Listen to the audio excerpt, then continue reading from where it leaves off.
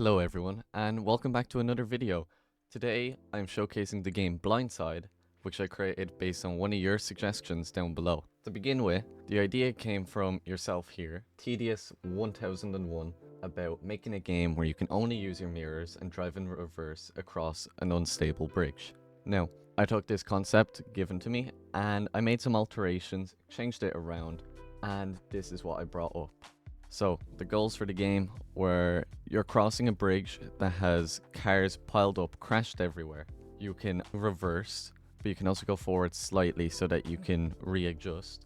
You have to manually control the steering wheel, the gear stick, and then you also have your mirrors, which are your only way of seeing behind you. And while you're crossing, your fuel is leaking and you have a limited amount of time to get across.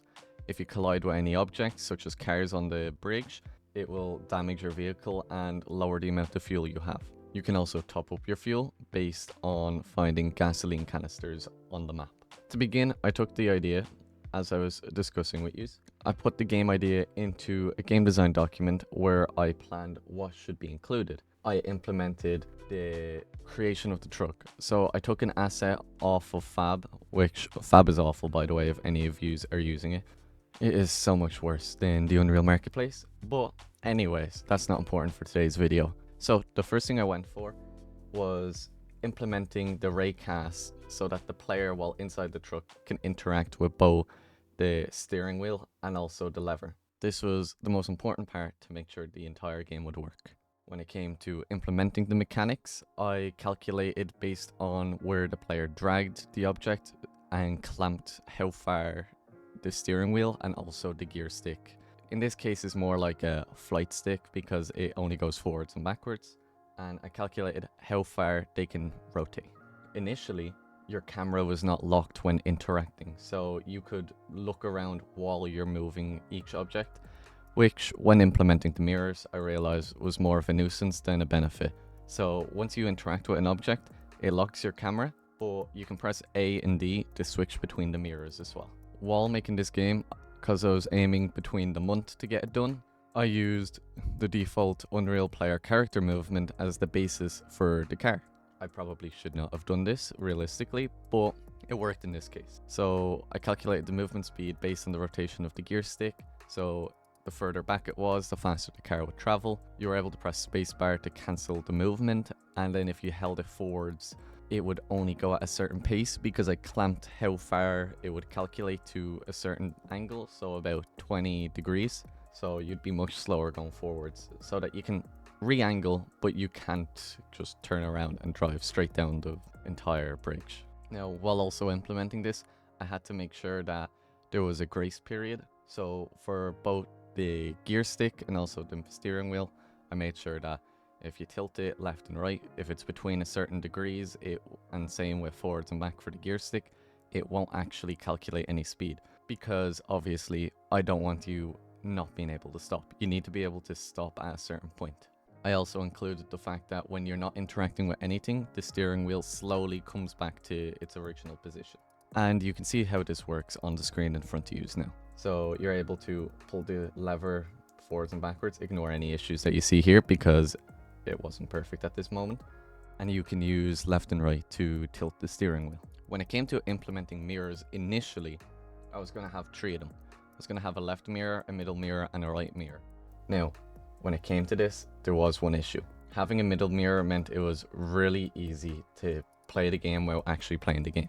So I removed that and I stuck with just the left and right mirror. To calculate moving your camera, I used a timeline, which allowed me to, within a certain amount of time, it'll move between the current position to wherever you want to go. This ensured it was smooth to switch between mirrors. Each mirror is just in a camera, it's not an actual mirror, because it's easier to fake this mechanic than it is to implement it properly. So using cameras instead of actual ray traced reflections is a better way to do it. Plus it's more performance friendly, which I was trying to ensure that everyone can play this game if possible. Next step was actually implementing levels. So what I begun with was a red bridge, also took this off Fab, and again, still hate Fab.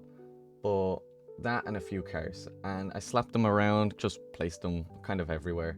It wasn't really organized, they didn't do anything, they didn't damage you, there was no health values or anything. This was just a testing environment to see how the gameplay would work.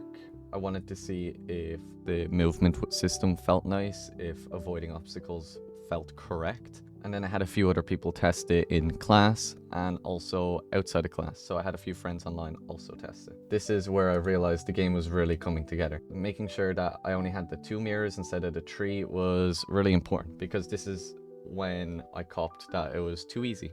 Further in, I wanted gameplay. So fuel, obstacles, spawning, that was the next goal.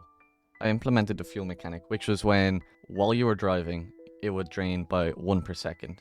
And if you weren't driving, it drains by half the amount, because I want you to be able to stop and actually assess your situation.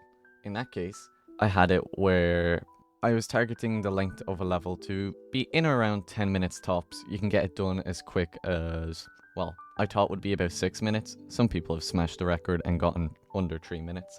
I'm looking at you, Erasable Sky, and my brother, because you just make my games seem too easy.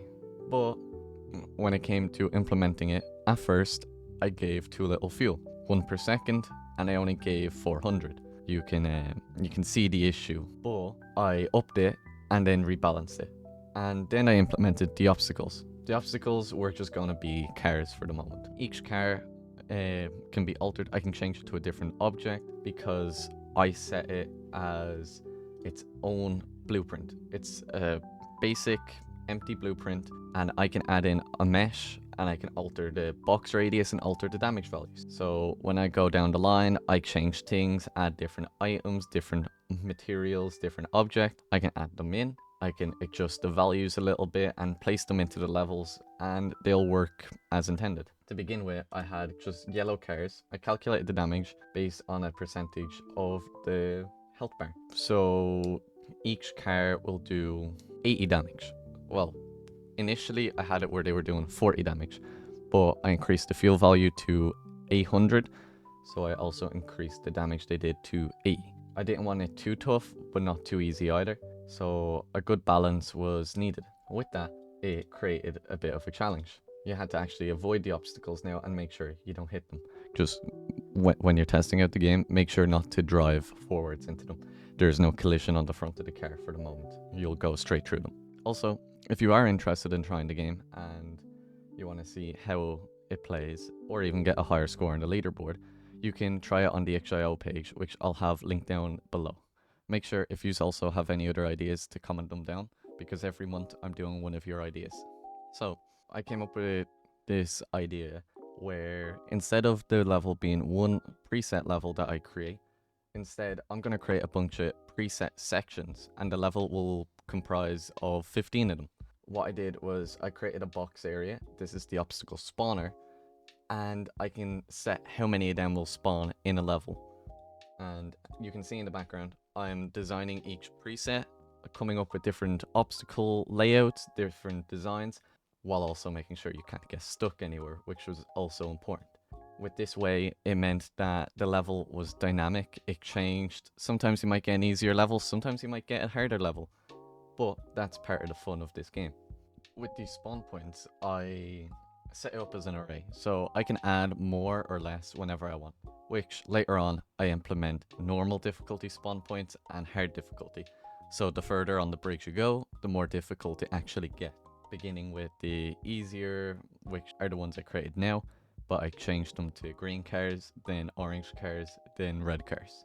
The reason why I'm using cars for the moment is because I never downloaded any other assets or made assets that would fit better. So for this game, I did just use assets I got from the store. But that was because I wanted to get used to using Unreal, and the quickest way was to use things that were already there and put together the game I wanted to create. Now, I wanted some sort of style for the game. So I was thinking a cell shader would give it a different, unique vibe.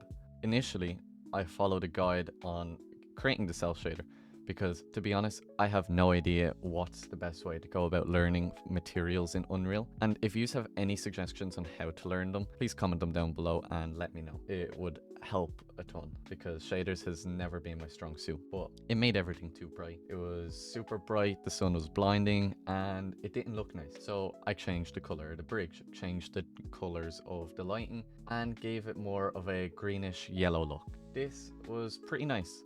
I actually like this style a lot, but it wasn't what I was going for. I was thinking back to anytime you see a synthwave image, you have the purple hues, the sun in the distance, and I wanted to kind of capture that essence with the game. So I went back, adjusted the colors again, and in the end, I ended up with this cell shader, and I also implemented an outline shader to further make it look clearer. So the cell shader I went for included a bluer bridge, a purple sky, and yes, you can see a bit of the level in the background that I created, but I'll go over that more now in a moment. By the way, I implemented a custom steering wheel and stick I modeled because I thought I'd add a little bit of original flair, and plus there was no nice steering wheels or gear sticks on Fab to use, so I just made my own ones. The task of level design. I had to come up with something that looked appealing and also made sense. To begin with, I got a low poly pack I had. I took a water asset and placed it in the middle, made it cover the entire bridge area.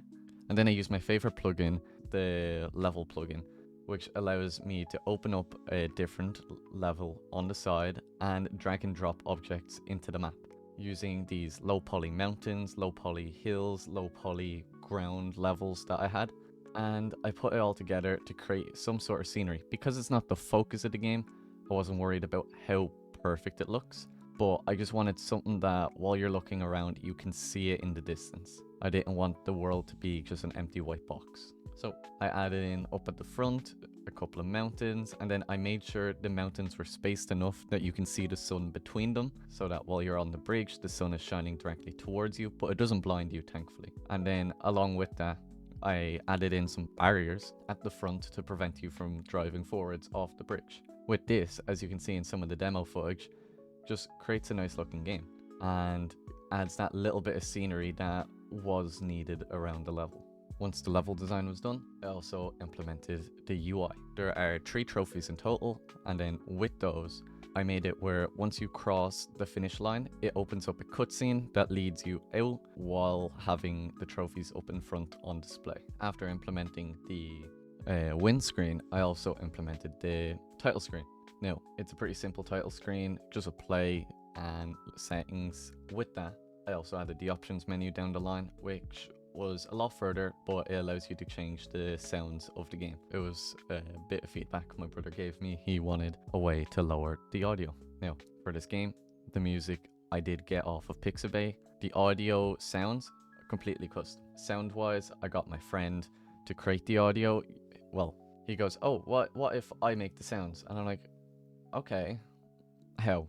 And he's like, oh, I can make car sounds. So I got him to make a few car sounds. I adjusted them in Audacity, and well, here we have them. It's my first time using meta sounds as well, so I'm not completely used to how they work, but I think I did a pretty decent job.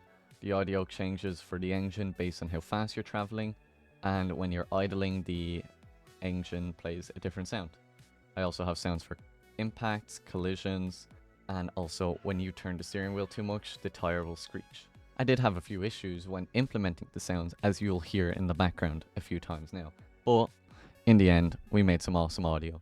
After sounds, I implemented the leaderboard. The leaderboard I followed another tutorial on because I needed to see how to implement an external system, but once I figured that out, it wasn't too bad. Now, there is one bug with the leaderboard I need to fix, and it is that it doesn't soar, but it's not the end of the world, so I kept it the way it is, implemented it, and as you can see, there's scores on the leaderboard, and this is how the game looks. This was one of your ideas. I brought it to life. I used it in one of my college assignments as well, and it has been incredible to work on. I've had so much fun coming up with how to implement your concepts and bring them to life based on what you suggest and what I can think of with that idea. And that's all for today. Hope you enjoyed, and make sure to stay tuned for the next one.